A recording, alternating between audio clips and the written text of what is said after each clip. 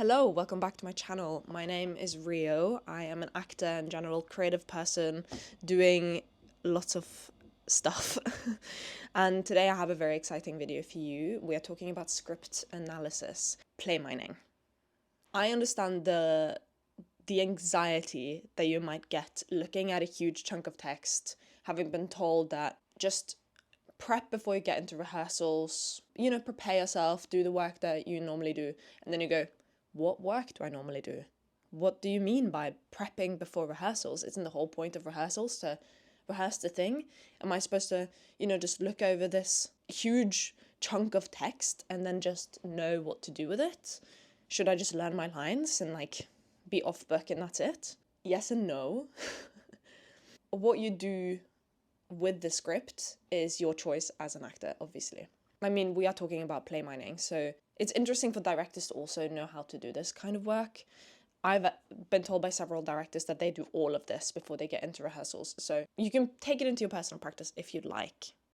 You might be wondering what play mining means. What is play mining? Where does that come from? It's essentially mining the text for information, kind of exactly like how someone would go underground and hack at the earth in order to retrieve little crystals or little minerals, pieces of minerals. So we are scraping away at the text, trying to pull out information, retrieve information, and then categorize them so that you can use that for later. It is also used to create a full understanding of the world that you are in. Also, I'm using Ball by Mike Bartlett as my little mic stand today. I thought that was very fitting. Also, amazing play. We are extracting information, as much information as we possibly can from the piece of work, the text, so that we can create this whole understanding of the work, the world, the characters, the relationships, the objects, the contexts, the historical contexts, the literary contexts, the artistic contexts, so that when you start to work on character, the character can exist within a world that feels real. The goal of the actor, at least if you're doing traditional hyperrealism or general, naturalism, realism, is to make the character feel like a real person, someone who doesn't just exist in the moments that they are on stage, but someone who exists beyond the stage, and who make choices and do actions that are in the world that they exist in and make sense within that. Obviously, you have to then start with the building blocks, the foundational work of what is this world. And this is where the script analysis come in. This all comes from Konstantin Stanislavsky's work and ideas around script analysis and around the natural, truthful actor. He's kind of like the father of modern acting. Now, I don't think he is the inventor of any kind, but he was a Russian practitioner who kind of coined or elaborated on or reflected around the actor training specifically and how to make actors and the actor practice truthful and imaginative and honest in a way that was very in contrast with the times. The general consensus of what good acting was to stand at the edge of the stage in huge costume and kind of just belt the lines to the audience with very little kind of emotional connection to what was happening on the stage. Also, a lot of the work that was being written wasn't written in a way that felt like real people. They felt like demonstrations of story, which is it's a different kind of style, but Stanislavsky felt like there was more to be done, especially around the realistic actor. So when he was training, he started to make notes around what that training was and what it did to him as an actor. And then later on, when he started running theatre companies and theatres, he implemented all of the stuff that he had been thinking about and learning and observing, and he translated that into a practice for people. And he is what led now to what we associate with acting, especially in film and TV and on big theatres. Stanislavsky does talk about script analysis, and he talks about planes. Now, he talked about 6 different kinds of planes. And what is a plane? It's a category to place different kinds of information and to source through and find different things for you to take further and to build that foundational understanding of the work. Personally, I don't use all 6. I've combined a couple of them because the last 2 planes talk a lot about character, and personally I make character practice. I don't make that a part of the table work that I do beforehand. The 6 planes that Stanislavsky talked about was the social plane, the aesthetic plane, the literary plane, the external plane, the internal plane, and the physical plane. The social plane talks about what is happening. The aesthetic plane is talking about what you can see. The literary plane is talking about references and style. The external plane is talking about events and units. The internal plane is talking about the internal journey of your character. And the physical plane is talking about the physical characteristics of your character. Personally, I don't use the internal plane and the physical plane, as that becomes too specific to the character work that I'll do later. But let's look at the actual process though. Like, you receive the script, what do you do with it? Personally, if I receive a script, I would, before I start learning any lines, before I start thinking about that kind of work that I need to do, I start with reading it all the way through. Especially if it's a full play, I would sit down with a cup of tea. I'd probably shut myself in a room or tell all my flatmates not to talk to me. And I'd read it from front to back, no breaks. The reason for that is because a play or a piece of work in that way is kind of meant to be consumed in one sitting. It's not meant to have lots and lots of different breaks in between. In order to receive it in the way that the audience would, I recommend just sitting down and doing that.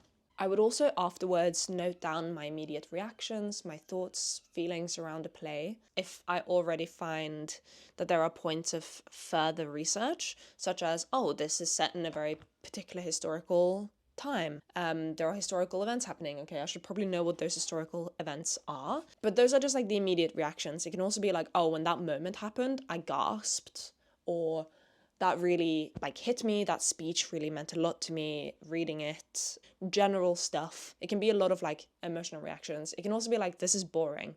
I found this really boring. And that's okay. And then you obviously go and interrogate that feeling of, why did you find it boring? Why didn't it reach you? Is that the point of it? Is it supposed to be kind of highbrow, unreachable? Or is that just like a personal thing that you're experiencing? How can you kind of work around that and do your job as the actor to make yourself interested in the thing that you are going to be involving yourself in for like a long period of time? And then after I've read the text all the way through, I'll now read it once again, but this time with more attention to character. So I'd read all of my own lines out loud, for example. And then I'd make note of my immediate reactions as well, my immediate instincts of how to say that line or what my feelings are in this moment, how it felt to form my mouth around the character words. There might be some words there where I go, that's really, really unnatural for me to say. Why is that? You know, how is the character slightly different to you, just in speech pattern? Because that also informs you about something, that tells you something about the character and allows you to start to make choices as an actor. But, I mean, you don't really have to worry about that right now, okay? We have a long way to go before you can start kind of making choices. And personally, I think sometimes our immediate choices when it comes to script is sometimes our best choices. I know we like to, play around and try out a whole bunch of things, but there are times where like your immediate choice, your immediate instinct is going to be the most interesting one or the one that makes the most sense. It is now time to get pen and paper out. This is sometimes referred to as table work, especially if it's done in a rehearsal setting. I know a lot of directors that like to spend the first kind of week in rehearsal, if you have a 4-week kind of rehearsal process, to spend the first week doing table work together as a company. And it won't be just the actors and the director, it would also be other creatives involved in that production, such as sound designers and costume and hair and makeup, just so that everyone can be on the same page about how to build this world. So we're really laying the foundations, the foundational bricks around, right? But with the pen and paper, personally, write it down by hand, even if you have terrible, terrible handwriting. We were told something in drama school that's really, really stuck with me ever since. And it's that the act of writing with your hand connects the cerebral, so the headspace, so what you're thinking and memorization and, connections that you're making up here into the physical body. Another thing to remember before we get into the planes, you need to work them one by one. So you're reading the play all the way through and taking notes on the social plane. And then when you're done with the social plane, you start from the beginning of the play again to look for things to place in the aesthetic plane. This sounds like very tedious work, and why wouldn't you just do it all at once? And it's because we're building foundations, just like I said earlier. We're building something that takes time, and it takes layers and layers and layers. It's also about practice, it's about repetition, it's about stamina. Another thing that one of my tutors told us to do when I was in drama school, specifically the tutor that also taught me how to do this kind of work, they told us to every night read the play through again. Very tedious, right? After the 10th night, you feel insane. You've read these words over and over and over and over again. But the whole point is to build that stamina. If I was doing a run of this and I was doing this 4, 5, 6, 7 times a week for a prolonged period of time, I have to be trained enough to be able to consistently, every single night, experience the events and the feelings and the actions of this play over and over and over again. And that's also the idea behind the planes, I believe. When you can fully and solely focus on only one of the planes, you are able to pick up things from that plane a lot more thoroughly than if you were trying to keep track of all 4 planes or 6 planes if you're doing it the very traditional way. And so just do it one by one by one. And then when you're doing the external plane, you've already read through and mined the text 3 times already, meaning that you probably know the events of the story. You probably have a feeling and an understanding of the journey that the story is going on, meaning that doing the external plane is going to be much, much easier for you. When we're working on the planes, we are not working on assumptions, okay? As people in regular life, we love to jump to conclusions. We love to assume. That's not what we're doing here. We're only looking for facts and the actual factual words on the page. An example to this is a character sits down on a chair and the chair wobbles. The assumption could be that the chair is broken, or that someone broke the chair, or that the chair is old. We don't know any of that though. None of that is factual. None of that has actually been mentioned in the text. The actual fact of the matter is that the chair wobbles. And so I'd write, the chair wobbles when A sits in the chair. Now all of that said, let's get into it. The social plane. What is the social plane? The social plane is what is happening. Relationships, history, facts about characters, facts about place, facts about actions, so the actual actions that the characters are doing on stage to each other or to themselves, what has happened, so references they make to events in the past, what is happening, and also future events. So, for example, in Bull, they are waiting for a meeting to happen. And the first part of the play is them waiting and talking about this meeting that is happening in the very near future. It can also be class relations. What are the connections? Are the characters of different class? Do they make references to class? It can also be about nationality and identity. Any kind of given circumstance, such as temperature or time of day or time of year, things that affect the people or the situation in a direct manner, such as where they've been previously and where they're going next. The aesthetic plane, all of the things that you can see. We're now moving away from the imaginative events of the story and into the act of playmaking, if you will. So the aesthetic plane is everything that you can see on stage. This is costumes or any kind of clothing that the characters are actually physically wearing or interacting with. It's also any notes on the set, any curtains or lamps or rugs or even outside settings. It can also be anything like sound design, lighting design, anything that will affect how and what you see on stage. And it also involves all props and items that are spoken about, all props and items that the actors are physically interacting with on stage, such as a cigarette packet that a character is keeping in their pocket, or like a lamp that is on in the background but not ever really turned on or off by an actor, you know?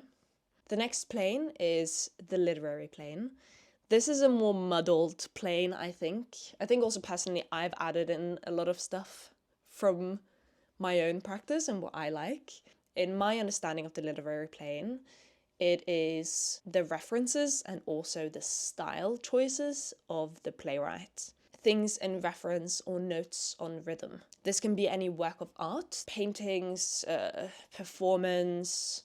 It can also be quotes and external pieces of text that the characters are either referencing, saying out loud, or that are being referenced in the text. And also imagined quotes, books, anything like that. So imagined literary texts or pieces of art. There is a difference between someone in the text referencing Van Gogh, for example, versus referencing an artist that the playwright has invented. Those two things hold different kinds of meaning, and it is your job to figure out the difference. And also to figure out the connection in a more muddled little sub of this plane is anything that the playwright has to say about rhythm or style or form, the language that they use specifically. Why have they used that kind of language? Why are they writing in this style? What is the style that they're writing in? How is the rhythm of the play? Is it very short and cut up? Is the text really, really descriptive and floral and flowery in one sense? And then it gets really like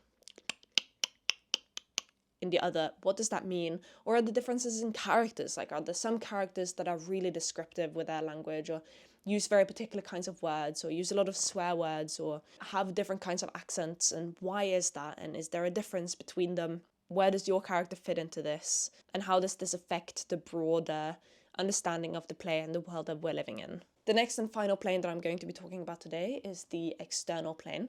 And this is how the text is built.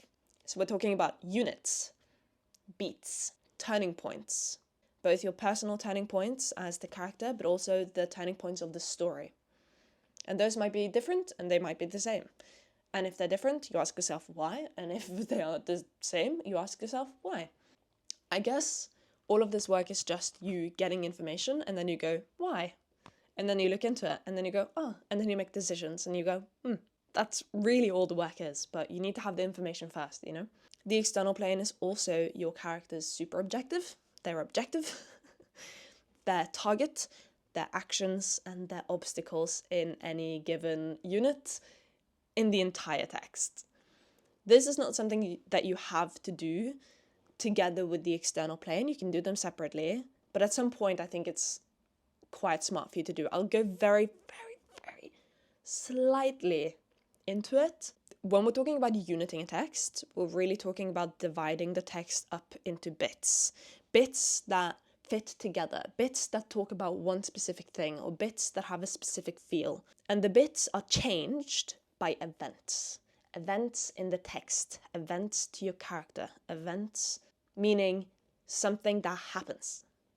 A point where everything changes for everyone in the room.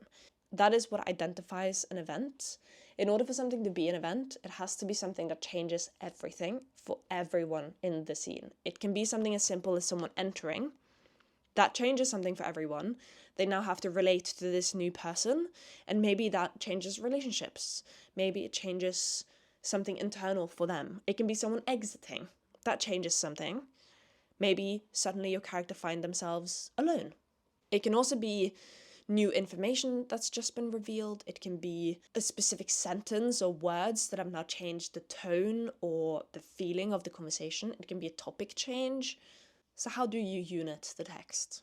Okay, start at the top of your page, strike a line through before any text starts, and write that as number 1. This is your first unit. Now read the text and find your first event. Remember, it has to change everything for everyone in the scene. In Antipodes, the first unit is at the top of the page, and then it goes all the way through until Sarah, who is another character, enters. And she will have a little bit of a talk, and then she will exit again. But when she enters, it changes everything for everyone in the scene, because she has a schedule that they need to keep. And suddenly, the conversation goes from them riffing. They're riffing about different ideas. They're meeting each other for the first time. They're getting to know each other. They're bouncing ideas off of each other. They're naming lots and lots and lots and lots of things. But when Sarah enters, suddenly the attention is on the leader. The attention is on the boss, a unit. And now that you've found your event, strike a line through that and name your first unit. And then also make a note of where that line is. Is it above the event? Is it while the event is happening? Or is it after the event? Now you're moving on to your second unit. You write a 2 underneath that line, and then you keep reading and you find your next event. And you do that for every single moment of the text. Usually when there is a new scene, that's a new event. Stuff has happened, things have changed. You might even be in a new location with new characters. That's definitely a unit shift. While doing this, you can also add on extra work. You're gonna have to do this work sooner or later anyway. It just depends on where in the process you want to do it. But you can also decide on your character's super objective. Super objectives are the most internal need and want for your character, like the most important want that your character has. Usually our super objectives aren't very superficial. For example, you might think that your character really wants to get that job, but what lies underneath that is that your character really wants respect. Why? Because they really want to be loved. They want love. Usually our super objectives are the big emotions, the big things in life. They want safety. They want to feel safe. They want to feel love. They want to feel protected. They want to feel freedom. Freedom is a big thing. They want freedom. Do you know what I mean? And then within every single one of these units, your character is going to want something. They're going to want to achieve something, because that's just how human beings exist. Like, we come alive on stage when we have something to do in every single moment of that. If you are interested in all of this, though, I really recommend looking into the actor's thesaurus or actioning, as it's a very, very super helpful technique to know. It literally helps me out so much in basically every single setting I am acting. It gives you something to do. And doing is acting. It is not just what happens up here or in here, it is what you do with what happens up here and in here. And I would say at this point, after you've done all of your planes, table work, you have a whole notebook filled with ideas and notes and information. This is when you start learning your lines. At this point, you've read the play so many times, you've done so much work on this play, you probably already kind of know your lines, or at least the emotional beats of the scenes that you're in. Meaning that learning your lines, knowing the context of the relationships, maybe you already have some ideas of how you're feeling or what's happening to you internally, makes it much easier to make choices that make sense. And that's it. That's what I do in order to do table work. That's what I do to prepare for a rehearsal. That's what I do to prepare for especially challenging auditions or scene work for masterclasses or workshops. I highly recommend it. I notice a huge difference in the quality of work that I produce when I've done all of this background work versus when I've not had time or I've made excuses for myself. And so try it out, see if it works for you. I mean, the beauty of the actor process is that you can pick and choose whatever you'd like and find what works for you and discard whatever doesn't. Thank you so much. I'll see you around and I'll get back to you with a lot more tools. Okay, thank you so much. I'll see you next time. Bye.